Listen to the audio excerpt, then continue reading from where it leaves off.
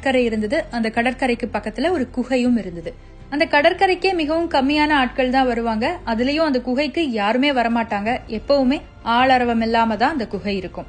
இப்படி இருக்கும்போது ஒரு இளைஞன், அவனுக்கு ஏதோ ஒரு விதத்துல அவனுடைய வாழ்க்கையில விரக்தி, அந்த விரக்தியினால தனிமையில இருக்கணும் அப்படின்னு நினைச்சுக்கிட்டு அந்த கடற்கரைக்கு வந்து அங்க இருக்கிற அந்த குகைக்குள்ள போறான்.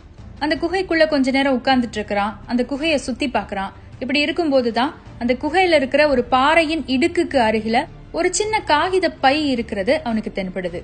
யாருடா இது, பொறுப்பே இல்லாம குப்பையை கொண்டு போய் இங்க போட்டிருக்காங்களே அப்படின்னு நினைச்சிட்டு அந்த காகித பைய அவன் தன்னுடைய கையில எடுக்கிறான்.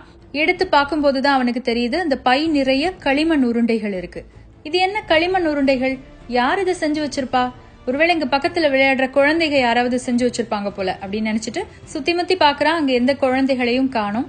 ஏதோ ஒரு ஞாபகத்துல அந்த காகித பையையும் தன்னுடைய கையில எடுத்துக்கிட்டே நடக்க ஆரம்பிக்கிறான்.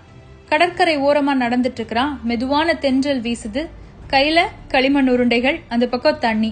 பொதுவாவே நம்ம கையில கல்லையும் அந்த பக்கம் தண்ணியையும் பார்த்தா என்ன பண்ணுவோம்? கல்லை தூக்கி தண்ணியில எறிவோம் இல்லையா? அதே மாதிரி அவனும் தன்னுடைய கையில இருக்கிற அந்த களிமண் உருண்டைகளை ஒண்ணு ஒன்னா எடுத்து அந்த தண்ணியில எரிய ஆரம்பிக்கிறான். இப்போ இந்த இளைஞன் தன்னுடைய கையில இருக்கிற களிமண் உருண்டைகளை ஒண்ணு ஒன்னா எடுத்து தண்ணியில எரிஞ்சுக்கிட்டே அந்த கடற்கரை ஓரமா நடந்துட்டு இருக்கிறான். தென்றல் காற்று மறுபடியும் வீசிக்கிட்டே இருக்கு. ஒவ்வொரு உருண்டையா எரிஞ்சு எரிஞ்சு கடைசியில அந்த பைக்குள்ள பாத்தீங்கன்னா வெறும் 3 உருண்டை தான் மீதி இருக்கு.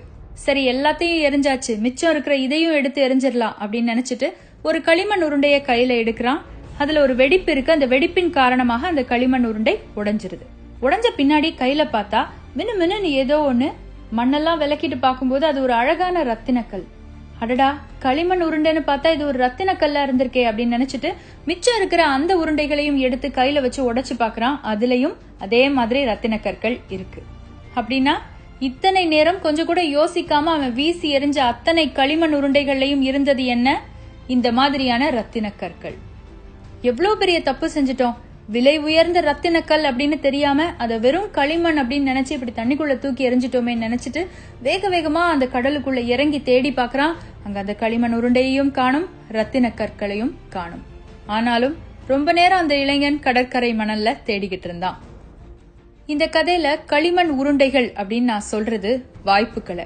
நமக்கு கடவுள் கொடுக்கிற வாய்ப்புகள் நிறைய நேரங்கள்ல நேரடியாக இருக்காது. இந்த ரத்தின கற்கள் எப்படி களிமண் உருண்டைக்குள்ள ஒளிஞ்சு இருந்ததோ அதே மாதிரிதான் நமக்கு கிடைக்கிற வாய்ப்புகள் மேலோட்டமாக பார்த்தா கடினமானதாகவும் சாதாரணமானதாகவும் தெரியும். அதை நாம் ஆராய்ந்து தெரிந்து கொண்டு பயன்படுத்தும் போது மட்டும்தான் அது ரத்தினக்கல்லா மாறும். ஆனா பல நேரங்கள்ல நம்ம என்ன பண்ணிடுறோம் அப்படின்னு சொன்னா, ரொம்ப சாதாரணமாக இருக்கு அப்படின்னு நிறைய விஷயங்களை தவற விட்டுறோம். ரொம்ப அதிகமா இருக்கு அப்படிங்கறதுக்காக நேரத்தை, ரொம்ப சாதாரணமாக கிடைச்சிருச்சு அப்படிங்கறதுக்காக உறவுகளை, ரொம்ப சாதாரணமாக இருக்கு அப்படிங்கறதுக்காக வாய்ப்புகளை, இப்படி எத்தனையோ விஷயங்களை மேலோட்டமா பார்த்துட்டு ரொம்ப சாதாரணமா இருக்கு அப்படின்னு குறைவா எடை போட்டு அதை சரியாக பயன்படுத்தாம நம்ம விட்டுறோம். நமக்கு கொடுக்கப்பட்ட இதே சாதாரணமான விஷயங்கள் இன்னொரு நபருக்கு கொடுக்கப்பட்டு அந்த நபர் அதை பயன்படுத்தி மேல வரும்போதுதான் நமக்கு தோணும், நம்ம எந்த அளவுக்கு பெரிய தவறு செய்துட்டோம், நம்ம எதற்காக இதை பயன்படுத்தாம விட்டோம் அப்படின்னு சொல்லி.